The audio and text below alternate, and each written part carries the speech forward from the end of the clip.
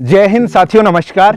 आप देख रहे हैं जयपुर वाला ब्लॉग चैनल और आज की इस ब्लॉग में मैं आपको लेकर आया हूं महाराष्ट्र के उस्मानाबाद जिले के एक छोटे से गांव मोसीबाची वाड़ी में। मोसीबाची वाड़ी नाम से ये गांव है जिसका दृश्य मैं आपको दिखा रहा हूं। यहाँ के लोग आज भी 18वीं सदी में जीते। जी हाँ, जिस तरह अंग्रेजों का शासन था उसी तरीके के आज भी यहाँ पर लोगों की जो जीवन शैली है वो इस तरीके से डेवलपमेंट के नाम पर गांव में देखें तो यहाँ पर पक्की सड़कें तक नहीं हैं।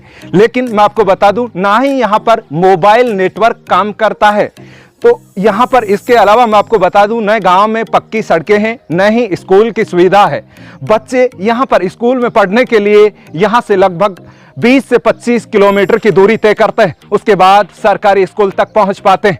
लेकिन यहाँ के गाँव के लोकल लोग हैं, बुजुर्ग हैं, कुछ माताएं हैं, और उनसे हम जानने की कोशिश करते हैं और जानेंगे इस गांव की क्या क्या समस्याएं हैं और कैसे लोग अपना जीवन यापन कर। तो आइए माताजी से हम बातचीत करेंगे और जानेंगे कि किस तरीके से यहाँ पर गांव की क्या क्या समस्याएं हैं। जी माताजी, मैं आपसे जानना चाहता हूँ कि अपने गांव में यहाँ पर क्या क्या समस्याएं हैं, मतलब लोगों को किस तरीके से यहाँ पर रहने में समस्याओं का सामना करना पड़ता है। बाबा कुणाला येते हिंदी जी, ये बोल रहे हैं कि इनको हिंदी नहीं आती है, ये मराठी में बोलकर हमें बताएंगी और मराठी का हिंदी अनुवाद मैं करके आपको बताऊंगा। काय त्रास आहे इथं, गाडी नाही, रस्ता नाही, बाहेर डिलिव्हरी जायचं म्हणलं तर सोय नाही, काय करायचंय, आमदार येऊन काय करून। अच्छा, असलं गाव आहे। यहाँ पर जो बच्चे हैं पढ़ने के लिए कितनी दूर जाते हैं? स्कूल कितनी दूर है अपना? 5 किलोमीटर। 5 किलोमीटर। 5 किलोमीटर कौन सा गांव पड़ता है जहाँ पर बच्चे पढ़ने जाते हैं? काटेगाव, चार। अच्छा, वहाँ कांटे गांव में सरकारी या प्राइवेट को किस प्रकार का स्कूल है? प्राइवेट चालत जाते, चालत। अच्छा, मतलब यहाँ पर चलकर पैदल चलकर जाना पड़ता है, साधनों की कोई व्यवस्था नहीं है। आता पैसे नसल्यावर कोण प्राइवेट न लेकर लावा लागले, चालत लावते ती भाकरी बांधून। जी जी, तो यहाँ पर देखिए यहाँ पर माताजी जानकारी दे रही हैं कि यहाँ पर पैदल चलकर स्कूल में बच्चों को जाना होता है। उनके लिए यहाँ पर सरकार की ओर से किसी प्रकार की कोई सुविधाएं नहीं हैं। सरकारी कोई बसें यहाँ पर नहीं चलती, ना ही कोई यहाँ पर लोकल का ऑटो रिक्शा सुविधा उपलब्ध होती है। यहाँ पर केवल स्कूल द्वारा ही अपने निजी वाहन भेजे जाते हैं और जिनको साल के पैसे पेमेंट करना होता है। और मैं बता दूं, यहाँ से 5 किलोमीटर दूर जो गांव है कांटे गांव, वहाँ पर एक प्राइवेट स्कूल है और प्राइवेट स्कूल 10वीं कक्षा तक की शिक्षा प्रोवाइड करता है। उसी में यहाँ के बच्चे पढ़ने जाते हैं और बड़े बुजुर्गों ने जैसे कि यहाँ पर जानकारी दी और गांव के बहुत सारे वृद्ध लोग, माताएं यहाँ पर इकट्ठी हैं। इनको समस्या ये है कि ये हिंदी समझती नहीं है और हिंदी बोलकर अपनी बात नहीं शेयर कर सकती। लेकिन इनसे मैंने जाना है, क्योंकि मराठी का मुझे अनुभव है, मैं समझ सकता हूँ, तो इनकी जो बातें हैं वो मैं आप तक पहुँचाने का प्रयास कर रहा हूँ। इन्होंने जानकारी दी है कि हमारे गाँव से यहाँ से 5 किलोमीटर पर प्राइवेट स्कूल है, लेकिन अगर हमारे बच्चों को हम सरकारी स्कूल में भेजना चाहें तो यहाँ से 25 किलोमीटर की दूरी तय करने के बाद हमारे बच्चे सरकारी स्कूल में पढ़ सकते हैं। 25 किलोमीटर दूर बोले तो बारसी में सरकारी स्कूल है, लेकिन उससे पहले किसी भी प्रकार का कोई सरकारी स्कूल यहाँ पर नहीं है। देखिए दोस्तों, मैं आपको बता दूं, ये गांव हमारे भारत का एक पिछड़ा हुआ गांव की श्रेणी में मैं रखूं तो कोई अतिशयोक्ति नहीं होगी, क्योंकि जैसे मैं आपको बताऊं, राजस्थान में यहाँ पर वाड़ी को ढाणी कहा जाता है। तो यहाँ पर इस गांव का नाम है मोसीबाची वाड़ी। मोसीबाची का वाड़ी का अगर हिंदी में मैं बात करूं तो यहाँ पर होता है मौसीजी की ढाणी। तो मौसीजी की ढाणी, ढाणियाँ मिलकर एक विलेज बनते हैं और इन्हीं विलेजों से बनकर फिर यहाँ से मैं बात करूँ जिला मुख्यालय, तो जिला मुख्यालय यहाँ से लगभग 40 किलोमीटर दूर पड़ता है। और महज 40 किलोमीटर दूर जिला मुख्यालय से किसी भी प्रकार का मोबाइल नेटवर्क ना होना हमारे भारत की सबसे बड़ी विडंबना कही जाए तो कोई अतिशयोक्ति नहीं है, क्योंकि एक और देश में डेवलपमेंट की बात की जाती है और कहा जाता है कि देश में अभी 5G नेटवर्क आने वाला है, मोबाइल 5G मोबाइल हो जाएंगे, लेकिन यहाँ के लोग अपने प्यारों से, अपने घर परिवार वालों से बात करने के लिए मोबाइल तक का यूज नहीं कर पाते। इनके पास मोबाइल महज एक खिलौना है। आगे बढ़ते हैं और इसी गांव का, इस ढाणी का एक आगे का सीन मैं आपको इस वीडियो में दिखाता हूं। तो ये ब्लॉग बहुत ही इंटरेस्टिंग होने वाला है, ब्लॉग को कंटिन्यू देखते रहिए।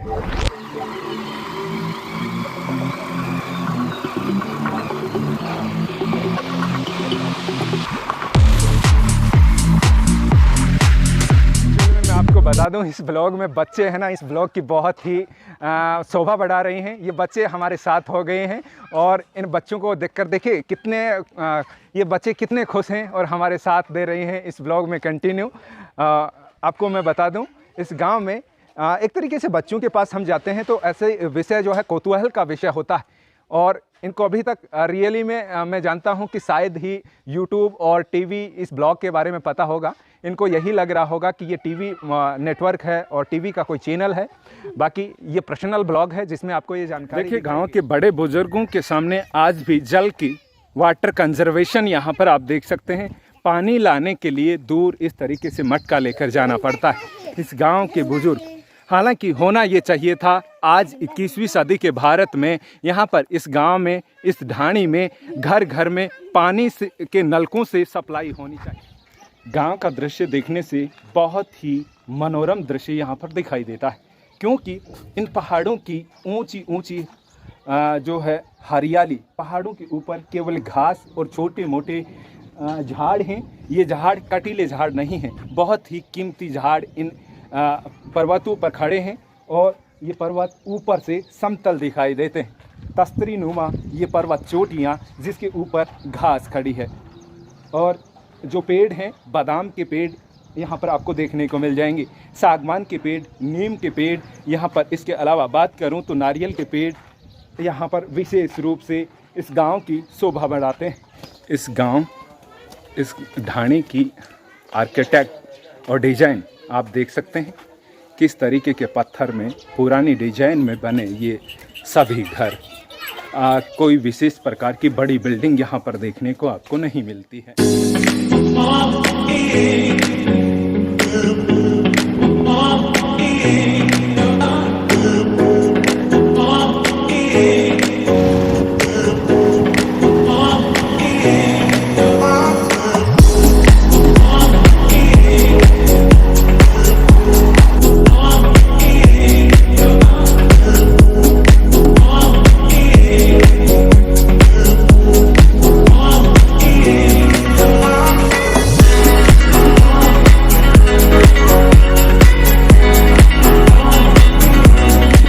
दोस्तों, जैसा कि इस ब्लॉग में मैं आपको दिखा रहा था इस गांव का दृश्य, इस गांव का एक छत से मैं ये सीन आपको दिखाने की कोशिश करता हूं, किस तरीके से इस गांव की बसावट है। महाराष्ट्र के उस्मानाबाद ज़िले का ये गांव मोसोबा की वाड़ी और इस गांव के लोगों का जीवन आज भी 18वीं सदी के भारत की जैसे है।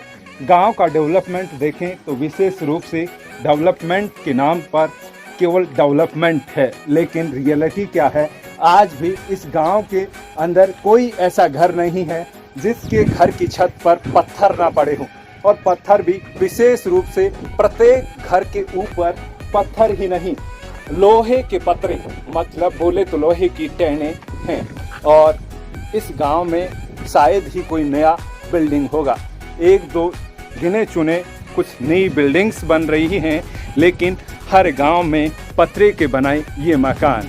और यहाँ पर मोबाइल भी एक खिलौना मात्र हमारे सामने होता।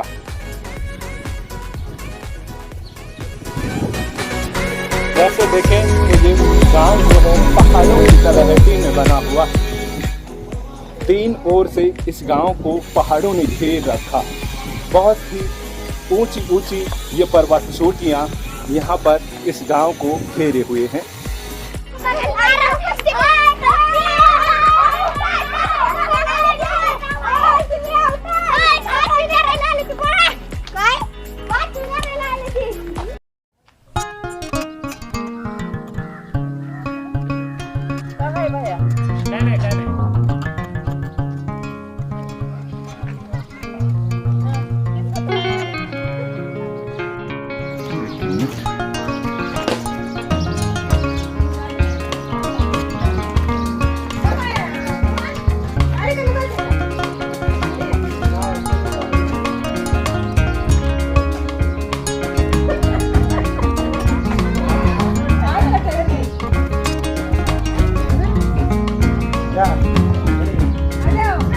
देखिए दोस्तों, हम जिस गांव की बात कर रहे थे, मोसोबा की वाड़ी, उसी गांव का ये स्कूल आपको मैं दिखा रहा हूँ।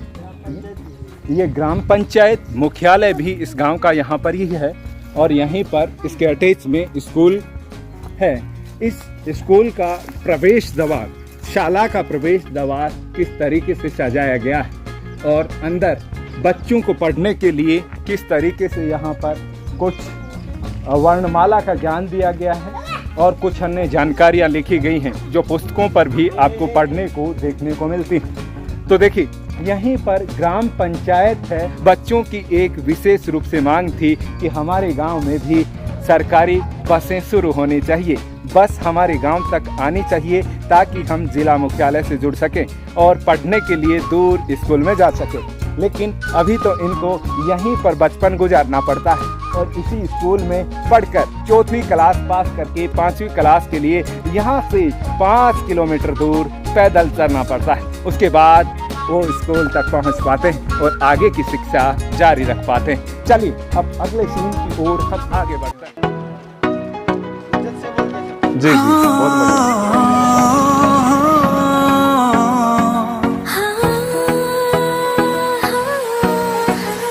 वो पहली बार जब हम मिले, हाथों में हाथ जब हम चले, हो गया ये दिल दीवाना।